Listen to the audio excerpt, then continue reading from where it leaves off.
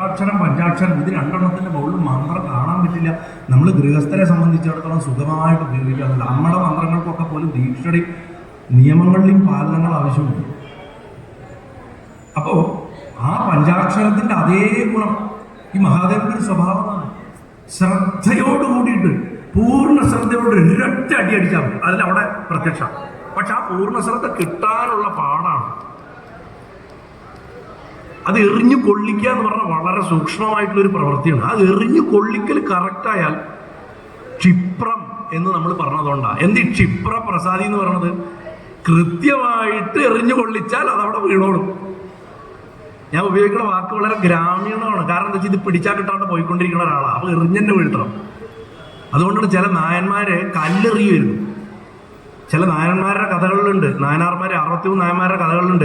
എവിടെയും കണ്ട വടിയെറിയ കല്ലെറിയ ചെയ്തിരുന്നു ശിവലിംഗം കണ്ടു കഴിഞ്ഞാൽ. അങ്ങനെ എറിഞ്ഞു വീഴ്ത്തണം, അപ്പോഴേ അവിടെ ഇരിക്കുള്ളൂ, ഇല്ലെങ്കിൽ പോയിക്കളെ. വില്ലുവങ്കലം തന്നെ ചില സ്ഥലത്ത് പ്രതിഷ്ഠിക്കണ അവിടെ ഇരിക്കടാന്ന് പറഞ്ഞിട്ട് തലക്കടിച്ചിരുന്നു. ചേർത്തല ഭഗവതി അങ്ങനെ പ്രതിഷ്ഠിച്ചത്. തലക്കൊരൊറ്റ മൃഗം തലയ്ക്ക് അടിച്ചിട്ട് എണീച്ചു പോരും. അവിടെ ഇരിക്കുക പറഞ്ഞ മണ്ടക്ക ഒറ്റ അടിയാണ്. അത് ആ തലത്തിലെത്തുന്നവർക്കത് സാധിക്കും. തപസ്സ, അതിനാണ് തപസ്സ. അപ്പൊ ഭഗവാൻ ക്ഷിപ്ര പ്രസാദി എന്ന് പറഞ്ഞത് വെച്ചാൽ സുലഭമാണ്, എന്നാ ദുർലഭമാണ്. ദുർലഭമാവാൻ കാരണം നമ്മുടെ കയ്യിലിരിപ്പാണ്. നമ്മുടെ കയ്യിലിരിപ്പ് നന്നായാൽ അത് സുലഭ വസ്തുവാണ്. അപ്പോൾ ശിവമഹിമ്ന സ്തോത്രത്തിന്റെ പാഠം കൊണ്ട് ഏതൊരു വസ്തുവാണോ നമ്മുടെ മനസ്സിന്റെ കുഴപ്പങ്ങൾ കൊണ്ട് ദുർലഭമായിരിക്കുന്നത്, ആ വസ്തു സുലഭമായിട്ട് നമുക്ക് മാറും. കാരണം ഭഗവാന്റെ മഹിമയെ വാഴ്ത്താൻ ശ്രമിക്കുകയാണ്. അതായത് കൈലാസ പർവ്വതത്തിനെ നോക്കിയിട്ടൊരു ഉറുമ്പ് ഞാൻ 2 സ്റ്റെപ്പ് വെക്കും എന്ന് പറയുന്നത് പോലെ, ഞാൻ 2 ചുവടി മല കയറും എന്നൊരു ഉറുമ്പ് പറയുന്നത് പോലെയാണ് പുഷ്പദന്തൻ ഇതിനെ അപ്രോച്ച് ചെയ്യണത്. എന്നിട്ടും അദ്ദേഹം പറയണു, ഈ നിർദോഷമായ സ്തോത്രത്തിനെ ജപിച്ചാൽ അത് കിട്ടുന്നു. ഞാൻ എന്തിനാ ഇതിങ്ങനെ പറഞ്ഞു വരച്ച, പുഷ്പദന്തന്റെ മനസ്സിലെ വേദന എന്തായിരുന്നു ഇത് എഴുതുമ്പോൾ എന്ന് അറിയണം. അതിലേക്ക് എത്താനാണ് അത് പറയണം. ഏത് കലാസൃഷ്ടിക്കും ഒരു ജനയിതാവിന്റെ കഥ പറയാനുണ്ട്, അല്ലേ? ഇപ്പം ഒരു വാഗ്ഗേയകാരൻ ഒരു പാട്ട് പാടിയിട്ടുണ്ട്. ഇപ്പൊ സീതാ കല്യാണ വൈഭോഗമെന്ന് ത്യാഗരാജസ്വാമി പാടിയിട്ടുണ്ടെങ്കിൽ അദ്ദേഹത്തിന് ആ വരികൾ വരുമ്പോൾ അദ്ദേഹം കണ്ണിന്റെ മുന്നിൽ ആ കല്യാണം കണ്ടിട്ടാണ് പാടിയിരിക്കുന്നത്. അത് ആ പാട്ട് കേട്ടാൽ നമുക്കത് അറിയാം. അതിൽ ചില വരികൾ കേട്ടാൽ അറിയാം. ഇന്നത്തെ മാതിരി തൊണ്ടയുടെ സൗകുമാര്യം കാണിക്കാൻ വേണ്ടി അക്ഷരത്തെ വളച്ചൊടിച്ചൊക്കെ പാടി നീട്ടി ഇപ്പൊ ഒന്നും വേണ്ട. ജഗതോദ്ധാരണ മകനിൻഡു തിളിയുത എന്നാണ് പാടേണ്ടത്. എല്ലാവരും തീളിയുത എന്നാ പാടുക. തിളിയുത എന്നാ പാടേണ്ടത്. എന്തിനാ തീളിയുത? പാടാനുള്ള സുഖത്തിന് വേണ്ടിയിട്ടാ. സാഹിത്യത്തിന് അവിടെ പുരന്ദരദാസൻ ഒരിക്കലും തീളിയുത എന്ന് പാടിയിട്ടുണ്ടാവില്ല. അത് കന്നഡം അറിയണം. ഇപ്പം നമ്മൾക്ക് മലയാളത്തിലാണ് പാട്ടെന്നുണ്ടെങ്കിൽ നമുക്ക് എളുപ്പം അറിയും. അത് അങ്ങനെയല്ല, അവിടെ ദീർഘം വരരുത് എന്ന് നമ്മളൊരു സാധാരണക്കാരൻ തന്നെ പറയും. അപ്പൊ അനുഭവത്തിൽ നിന്ന് ഉണ്ടായി വന്നിട്ടുള്ള സൃഷ്ടികളെയൊക്കെ തന്നെ പിന്നീട് പുനരാവിഷ്കരിക്കുമ്പോൾ ആ സൃഷ്ടിച്ചവന്റെ ഭാവം നഷ്ടപ്പെട്ടു പോയിട്ടുള്ളത് കൊണ്ട് പുനരാവിഷ്കരിക്കണവനോ അത് കേൾക്കുന്നവനോ അതിന്റെ ഗുണം കിട്ടാറില്ല. അത് കിട്ടണമെങ്കിൽ പ്രത്യേകിച്ച് സ്തോത്രങ്ങളിൽ ഭുജംഗപ്രയാസം ചെല്ലുമ്പോൾ നമ്മുടെ സ്വന്തം അമ്മയ്ക്ക് വേണ്ടി നമ്മൾ നാരായണനെ വിളിച്ചു വരുത്തുന്നത് പോലെ അത് ചെല്ലിയാൽ ഗുരുവായൂരപ്പൻ അവിടെ വന്നിരിക്കും. ആചാര്യസ്വാമികൾ സ്വന്തം അമ്മയ്ക്ക് വേണ്ടിയിട്ട് വിളിച്ചു വരുത്തിയതാണ്. അങ്ങനെ വിളിച്ചു വരുത്താൻ സാധിക്കണം. നമ്മൾ മരണവക്ത്രത്തിൽപ്പെട്ടിട്ട് കാലൻ നമ്മളെ വിഴുങ്ങുന്ന അവസ്ഥ വരുമ്പോൾ ഭഗവാന്റെ ഉദരത്തിൽ നമ്മൾ പെട്ടു.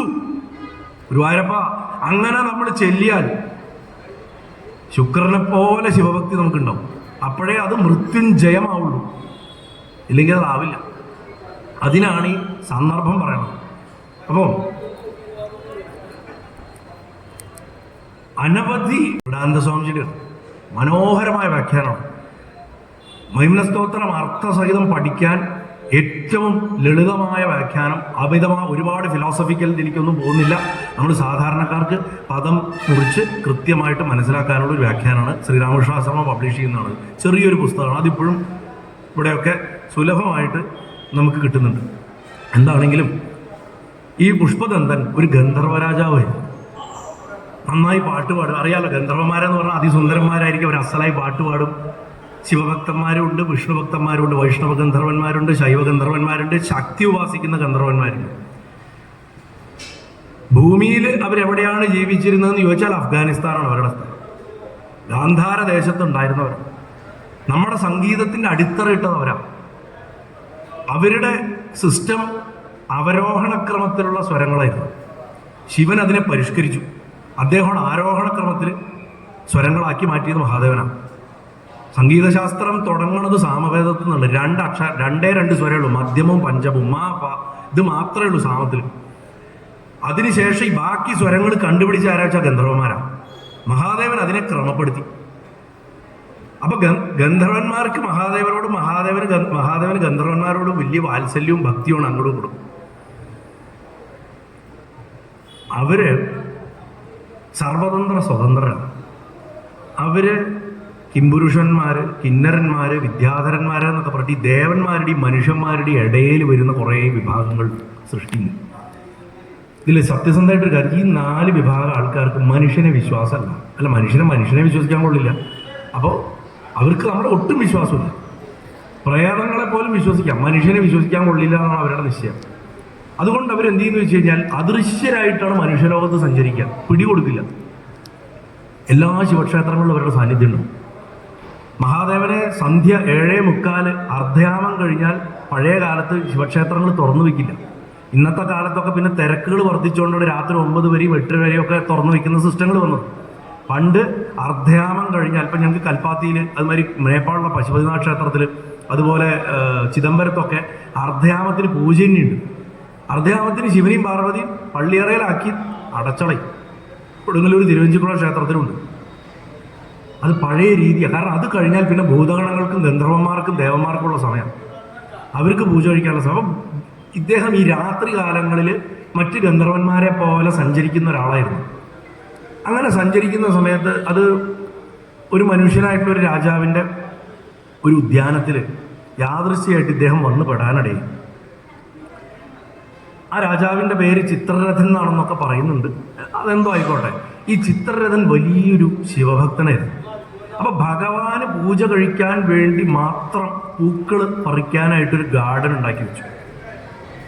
മനോഹരമായിട്ടുള്ള ഒരു ഉദ്യാനം. അതിൽ ശിവന് വേണ്ടിയിട്ടുള്ള പുഷ്പങ്ങൾ മാത്രം, ശിവന് നിഷിദ്ധമായിട്ടുള്ള ഒന്നുമില്ല അവിടെ. അങ്ങനെ വിശേഷമായിട്ടുള്ളൊരു ഉദ്യാനം ഉണ്ടാക്കി വെച്ചിട്ട് അതിൽ നിന്ന് അതിരാവിലെ പോയിട്ട് ഏറ്റവും നല്ല പൂക്കൾ മാത്രം പറിച്ചുകൊണ്ട് വരും. ഈ പൂക്കൾ മഹാദേവന്റെ പറയണ കഥ പറയുമ്പോൾ ഒരാളെ സ്മരിക്കാതിരിക്കാൻ പറ്റില്ല. വ്യാഘ്രവാദ മഹർഷിക്ക് ഒരു സ്വഭാവം ഉണ്ടായിരുന്നു. വണ്ടും പൂമ്പാറ്റകളും ഉണർന്നെഴുന്നേൽക്കുന്നതിന് മുൻപ് തന്നെ പൂ പറിക്കും. കാരണം അവറ്റകൾ കുടിച്ച തേനിന്റെ എച്ചില് പോലും പാടില്ല ശിവന് പൂജിക്കുമ്പോൾ എന്നുള്ളത്. അപ്പോൾ താഴ്ന്ന തട്ടിലുള്ള കൊമ്പുകളിലൊക്കെ പൂക്കളും പൂമ്പാറ്റകളും പോവും. ഏറ്റവും മരങ്ങളുടെ മുകളിലുള്ള പുഷ്പങ്ങൾ പറിക്കാൻ അദ്ദേഹം ശ്രമിക്കുമ്പോൾ അദ്ദേഹം ഭയങ്കര ശരീരമാണ്. അദ്ദേഹം പൂർവാശ്രമത്തിൽ അസുരനാണ്. ഖരപ്രകാശൻ എന്ന് പറയുന്ന രാജാവാണ്, ഖരനാണ്. ആ രാജാവ് മഹാശിവഭക്തനായി മാറുക ചെയ്ത്. അപ്പോൾ മഹാദേവൻ പ്രത്യക്ഷപ്പെട്ടപ്പോൾ എന്ത് വരാൻ നിനക്ക് വേണ്ടതെന്ന് ചോദിച്ചപ്പോൾ ഭഗവാനെ, എനിക്ക് അങ്ങേക്ക് ഫ്രഷ് പൂക്കൾ പറിക്കാൻ പറ്റണില്ല. അതുകൊണ്ട് എനിക്ക് വളരെ മരത്തിൻ്റെ ഏറ്റവും ഉയരത്തിലേക്ക് പിടിച്ചു കയറാൻ, അള്ളിപ്പിടിച്ച് കയറാൻ എൻ്റെ കാലുകൾ പുലിയുടെ പോലെ ആക്കി തരണം. ക്ലോസ് വേണം, നല്ല മൂർച്ചയുള്ള നഖങ്ങൾ വേണം. എന്നാലേ എനിക്ക് അത് വെച്ച് പിടിച്ച് ഏറ്റവും മുകളിൽ കയറിയിട്ട് പൂമ്പാറ്റയും വണ്ടും കുടിക്കാത്ത പുഷ്പങ്ങൾ പറിക്കാൻ പറ്റുമോ. അങ്ങനെ ആവട്ടെ എന്ന് പറഞ്ഞ് അനുഗ്രഹിച്ചു. അങ്ങനെയാണ് അദ്ദേഹത്തിന് വ്യാഘ്രവാദൻ എന്ന് പേര് വന്നത്. അദ്ദേഹത്തിന് കാണാൻ വേണ്ടിയിട്ടാണ് ചിദംബരത്ത് പ്രത്യക്ഷപ്പെട്ടത്. ചിദംബരം ക്ഷേത്രം ഉണ്ടാവുന്നത് പതഞ്ജലിക്കും വ്യാഘ്രവാദനും കാണാനാണ്. പുലിക്കും പാമ്പിനും. പാമ്പാണ് പതഞ്ജലി, പുലി വ്യാഘ്രവാദൻ. ഈ വ്യാഘ്രവാദ മഹർഷി വലത്തെ കൈ കൊണ്ട് വൈക്കവും കടിച്ച് വെച്ചിട്ടുള്ള ശിവലിംഗം കൊണ്ട് കടുത്തുരുത്തിയും ഇടത്തെ കൈ കൊണ്ട് വെച്ചതുമാണ് ഏറ്റുമാനൂര്. അപ്പൊ ഈ പൂക്കൾ പറിക്കണം പറഞ്ഞപ്പോൾ അദ്ദേഹത്തിനെ സ്മരിക്കാതിരിക്കാൻ പറ്റില്ല. അദ്ദേഹത്തിനെ എല്ലാവരും മനസ്സുകൊണ്ട് സാഷ്ടാംഗം നമസ്കരിക്കും. ശിവഭക്തനെ നമസ്കരിച്ച മഹാദേവനെ നമസ്കരിച്ച പോലെയാണ്. അപ്പൊ പുഷ്പദന്തൻ ഈ ഉദ്യാനം കണ്ടു, മനോഹരമായിട്ടുള്ള ഉദ്യാനം. അദ്ദേഹം എന്ത് ചെയ്യാൻ തുടങ്ങി, ആ ഉദ്യാനത്തിൽ കയറി തനിക്ക് വേണ്ട പൂക്കളൊക്കെ രാത്രി പറിക്കും. രാവിലെ ആകുമ്പോൾ ചിത്രരഥം വന്ന് നോക്കുമ്പോൾ കുറെ പൂവൊക്കെ താഴെ കിടക്കുന്നുണ്ടാവും, കുറേ പൂവ് നഷ്ടപ്പെട്ടിട്ടുണ്ടാവും. ഇപ്പോഴും നമുക്ക് കാണാം നമ്മൾ കഷ്ടപ്പെട്ട് വേലിക്കൽ വെച്ച് വളർത്തുന്ന പൂക്കള് രാവിലെ വന്ന് നോക്കുമ്പോൾ ഒരാള് ടിങ് അപ്പുറത്ത് ഇങ്ങനെ കൊമ്പ് വിളയുണ്ടാവും. എവിടേക്കാ കൊണ്ടുപോകണമെന്ന് ചോദിച്ചാൽ പറയും ഭഗവാനാണ് കൊണ്ടുപോകണമെന്ന്. ഇപ്പൊ നമ്മുടെ ഗ്രാമത്തിലൊക്കെ അത് സ്ഥിരമാണ്. അപ്പൊ ഞാൻ ചോദിക്കും, മാമി ഇത് തേവയാ, തിരിട്ടിട്ട് താനാ, കട്ടിട്ട് വേണോ ഭഗവാന് കൊണ്ടു കൊടുക്കാൻ? ഒന്ന് പറഞ്ഞു. കാരണം പറയാതെ പറിച്ചാൽ മോഷണമാണ്. ഭഗവാനെ കൊടുക്കണതിന് കുഴപ്പമില്ല. പല ആൾക്കാരും ഇങ്ങനെ എത്തി നോക്കും മതിലിന്റെ അപ്പുറത്തേക്ക്, വീട്ടുകാർ കാണണ്ടോ എന്നിട്ടാ പറിക്കുക. അങ്ങനെ പറിച്ച് ഭഗവാൻ ഒരിക്കലും പുഷ്പങ്ങൾ കൊടുക്കരുത്. കാരണം ഭഗവാനെ ആ മോഷണത്തിൽ നമ്മൾ പങ്കാളിയാക്കുന്നത് കൊണ്ട് വരുന്ന കർമ്മദോഷം അതിഭയാനകമാണ്. നമ്മൾ വിചാരിക്കുക എന്തിപ്പോ ഒരു പൂവല്ലേ, വെറുതെ നിൽക്കുകയല്ലേ, അത് ഭഗവാന് കൊടുത്താൽ എന്താ? അതൊക്കെ നമ്മുടെ ലോജിക്കാ. പ്രകൃതിക്കൊരു നിയമമുണ്ട്, ആ നിയമം വിട്ട് ഭഗവാൻ പോലും കളിക്കില്ല. അപ്പൊ ആ വീട്ടുകാരോട് ചെന്ന് പറയുക, ഞാൻ ദിവസവും പറിച്ചോട്ടെ, അതിനെന്താ ആയിക്കോട്ടെ. അപ്പൊ അവർ പറയും ഇന്ന ചെടിയെന്ന് പറിക്കണ്ട, ഓ അതനുസരിക്കുക. പുഷ്പതന്ത്രൻ അത് ചെയ്തില്ല. ചിത്രരഥനോട് പെർമിഷൻ ചോദിച്ചാൽ മതി, അത് ചെയ്തില്ല. ഇങ്ങനെ അനവധി ദിവസം പാവം പാറാവുകാരെ വരെ നിർത്തി. ആരാ കക്കണെന്ന് കണ്ടുപിടിക്കാൻ? ഗന്ധർവനല്ലേ, ഇവരെ കാണാൻ പറ്റില്ലല്ലോ, അദൃശ്യനായിട്ട് വരുന്നു. പ്രഡേറ്റർ വരുന്ന പോലെയാ, അങ്ങനെ വരുന്നു, പറിക്കണു, പോകുന്നു, കാണുന്നില്ല. ചുരുക്കി പറഞ്ഞാൽ മോഷണം നടന്നുകൊണ്ടിരുന്നു. ചിത്രരഥന്റെ മനസ്സിന്റെ വിഷമം വർദ്ധിച്ചുകൊണ്ടിരുന്നു. എല്ലാ ദിവസവും ഭഗവാനോട് സങ്കടം പറയും, എന്താ മാർഗം? അപ്പോൾ ഒരു ദിവസം ഭഗവാൻ ഒരു വിദ്യ ചിത്രരഥന്റെ മനസ്സിൽ തോന്നിപ്പിച്ചു. അത് പല കഥകളുണ്ട്. കൂവളത്തിന്റെ ഇലകളിൽ പഞ്ചാക്ഷരം എഴുതിയിട്ട് ഇട്ടു എന്നും, അല്ല ശിവന് പൂജിച്ച നിർമാല്യം മുഴുവൻ വാരിയിട്ട് ആ ഗാർഡൻ മുഴുവൻ വിരിച്ചിട്ടു അത്ര രാത്രി. എന്താ അറിയോ? അതിൽ വന്ന് ചവിട്ടും. അത് ചവിട്ടിക്കാൻ വേണ്ടിയിട്ട് ചെയ്തതാ. ശിവന്റെ നിർമാല്യത്തിൽ ചവിട്ടരുത്. നമ്മളൊക്കെ എത്ര അലക്ഷ്യമായിട്ടാണ് കയ്യിൽ നിന്നൊരു പൂ വീണ അതൊന്നും എടുത്ത് മാറ്റി വെക്കും കൂടില്ല. ശിവക്ഷേത്രങ്ങളിൽ നിന്ന് കിട്ടുന്ന പുഷ്പത്തിൽ അവനവന്റെ കാലോ മറ്റൊരാളുടെ കാലോ അറിഞ്ഞുകൊണ്ടോ അറിയാതെയോ പതിക്കരുതെന്ന്. അങ്ങനെ അവിടെ മുഴുവൻ വെതറിയിട്ടു. പാവം പുഷ്പബന്ധൻ അറിഞ്ഞില്ല. രാത്രി പുള്ളി പതിവ് പോലെ വന്ന് അതിൻ്റെ മുകളിലൊക്കെ ചവിട്ടി നടന്ന് ഈ പൂക്കളൊക്കെ പറിച്ചു. ചവിട്ടിയ പാടെ അദൃശ്യവനാവാനുള്ള ശക്തി നഷ്ടപ്പെട്ടു. ആ ദോഷം വർദ്ധിച്ചിട്ട് തളർന്ന് അവിടെ വീണു. എണീച്ചു പോലും നടക്കാൻ പറ്റാതായിട്ട്. അത് പല കഥകളുണ്ട്. അദ്ദേഹത്തിന് പതിത്വം വന്ന് അദ്ദേഹം ഭൂമിയിൽ ജനിക്കട്ടെ എന്ന് മഹാദേവൻ ശപിച്ചു എന്നൊക്കെ ഉണ്ട്. പക്ഷെ ഞാൻ അത്രയും അതിലേക്കൊന്നും പോകുന്നില്ല. എന്താണെങ്കിലും അദ്ദേഹം ഭൂമിയിൽ ഒരു സാധാരണ മനുഷ്യനായിട്ട് മാറേണ്ട അവസ്ഥ വന്നു ആ ഗന്ധർവന്. അപ്പൊ തനിക്ക് തിരിച്ചു പോയേ പറ്റൂ, തൻ്റെ ലോകം തിരിച്ചു കിട്ടണം. ചിത്രരഥന്റെ പട്ടാളക്കാർ അദ്ദേഹത്തിനെ പിടിച്ചു, മുന്നിൽ കൊണ്ടിട്ടു. അപ്പൊ ചിത്രരഥനെ സന്തോഷിപ്പിക്കാൻ, ഭഗവാനെ ശാന്തനാക്കാനും വേണ്ടി ചൊല്ലിയ 43 ശ്ലോകങ്ങളാണ് ഈ ശിവമഹിമ്ന സ്തോത്രം എന്നാണ് പ്രസിദ്ധമായിട്ടുള്ള ഒരു കഥ. ഇതിന് തന്നെ ചെറിയ വേരിയേഷൻസ് ഒക്കെ ഉണ്ട്. അദ്ദേഹം ഒരു മനുഷ്യനായിട്ട് ജനിച്ചു. ആ മനുഷ്യനായിട്ട് ജനിച്ചതിന് ശേഷം അദ്ദേഹത്തിന് ഈ കവിത രചിച്ചതിന് ശേഷം അദ്ദേഹം മുക്തനായി വീണ്ടും ശിവലോകത്തേക്ക് തിരിച്ചുപോയി എന്നൊക്കെ പറയും. എന്താണെങ്കിലും ഈ സ്തോത്രത്തിന് പ്രത്യേകിച്ച് ഈ സ്മാർത്ത സമ്പ്രദായത്തിൽ, നമ്മൾ കേരളത്തിലൊക്കെ സ്മാർത്ത രീതിയാണ്, ശിവനെയും വിഷ്ണുവിനെയും ഒന്നവാരി കാണുന്ന പരശുരാമൻ്റെ രീതികളതൊക്കെ. നമുക്ക് വളരെ പ്രാധാന്യമുള്ള ഒരു സ്തോത്രമാണ് ഈ ശിവമഹിമ്ന സ്തോത്രം. നമ്മൾ ശ്രീരുദ്രത്തെ കൊണ്ട് അഭിഷേകം ചെയ്യുമ്പോൾ രുദ്രത്തിൻ്റെ 5-ാമത്തെ അധ്യായത്തിൽ ശരിക്കും ഈ ശിവമഹിമ്ന സ്തോത്രത്തിൻ്റെ ആശയങ്ങളുമായിട്ട് വളരെ ബന്ധപ്പെട്ട നിൽക്കുന്നു. ചിലയിടങ്ങളിൽ ശിവമഹിമ്ന സ്തോത്രത്തിനെ അഭിഷേകത്തിൽ ഉൾപ്പെടുത്താറുണ്ട്. 5-ാം അധ്യായം വായിക്കുന്ന സമയത്ത് ഇത് പാരലായിട്ട് ചൊല്ലി അഭിഷേകം ചെയ്യും. ഈ 5-ാമത്തെ അധ്യായത്തിന് അറിയാലോ, ശിവൻ ഈ 5 മുഖം, 5, 11 ഇതൊക്കെ വളരെ പ്രധാനപ്പെട്ട സംഖ്യകളാണ്. ആ എനിക്ക് നമ്മളിപ്പോൾ പോകുന്നില്ല. രുദ്രം വേദമാണ്, യജുസ്സാണ്, യജുർവേദമാണ്, അതിന് തുല്യം എന്നാണ്. അപ്പൊ അതുകൊണ്ട് ശിവമഹിമ്ന സ്തോത്രത്തിന് വേദ തുല്യം എന്നാണ് ആചാര്യന്മാർ പറഞ്ഞിട്ടുള്ളത്. ഈ സ്തോത്രത്തിന് അതുകൊണ്ട് ദ്വിതീയ രുദ്രം, ഞാൻ തുടക്കത്തിലും പറഞ്ഞു, ദ്വിതീയ രുദ്രം, അതിൻ്റെ വിഷയഗാംഭീര്യം കൊണ്ട് അതിന് കിട്ടിയിട്ടുള്ള ഒരു ബിരുദം, ഒരു ടൈറ്റിലാണ് ദ്വിതീയ രുദ്രം. രുദ്രാധ്യായത്തിന് നമ്മൾ രുദ്രോപനിഷത്ത് എന്നാണ് വിളിക്കുക. ശ്രീരുദ്രത്തിന് നമ്മൾ വിളിക്കുന്ന പേരാണ് രുദ്രോപനിഷത്ത് എന്നാണ് പറയുന്നത്. ഇപ്പോൾ ദിവസവും രാവിലെ അവിടെ ചെല്ലുന്നുണ്ട്. അത് ചെല്ലിയ ഭഗവാൻ അഭിഷേകം നടക്കുന്നു. അതിൽ സർവാത്മസ്വരൂപനായിട്ടുള്ള ഭഗവാനെ പറ്റിയിട്ട് പറയാം. രുദ്രോപനിഷത്ത് അപ്യേവം സ്തൗതി സർവാത്മകം ശിവം. നമസ്തേ രുദ്രമന്യവേ. ഇങ്ങനത്തെ അതിഗംഭീരമായിട്ടുള്ള മന്ത്രങ്ങളെ കൊണ്ടാണ് ഭഗവാനെ സർവാത്മകനായിട്ട് എല്ലാറ്റിലും വ്യാപിച്ചിരിക്കുന്ന ഏതൊരു പരമാത്മാവാണോ ആ പരമാത്മാവായിട്ടുള്ള ആ മഹാദേവനെ സ്തുതിക്കുന്നതാണ് രുദ്രോപനിഷത്ത് എന്ന് പറഞ്ഞു വെച്ചിട്ടുണ്ടെങ്കിൽ അതേ പർപ്പസാണ് ശിവമഹിമ സ്തോത്രത്തിനും വരുന്നത്. മാത്രമല്ല ഭഗവാനെ നമസ്കരിക്കുക എന്നുള്ളതാണ് ഈ നമകം ചമകം. ഇങ്ങനെ രണ്ട് ഭാഗമാണ് രുദ്രത്തിന്. അറിയാത്ത ആൾക്കാരതൊന്ന് മനസ്സിലാക്കാൻ ശ്രമിക്കുക. നമസ്തേ രുദ്രമന്യവേ എന്ന് പറഞ്ഞ് തുടങ്ങണമൊക്കെ നമശംഭവായ മയോഭവായ നമശങ്കരായ മയസ്കരായ നമശിവായ ശിവതരായ എന്ന പഞ്ചാക്ഷരം വരുന്ന മന്ത്രമൊക്കെ നമകാണ്. നമസ്കരിക്കുക നമസ്കരിക്കുക നമസ്കരിക്കുക. ആ നമസ്കരിക്കുന്ന അതേപോലെ ഉള്ള നമസ്കാരാർത്ഥമുള്ള മഹിമന സ്തോത്രവും നമസ്കാര സ്വഭാവമുള്ളതാണ്. ഭഗവാനെ ചെല്ലി നമസ്കരിക്കാൻ 43 പ്രാവശ്യം ചെല്ലി നമസ്കരിക്കാൻ വിശേഷമാണ് ഓരോ ശ്ലോകം ചൊല്ലിയിട്ട്.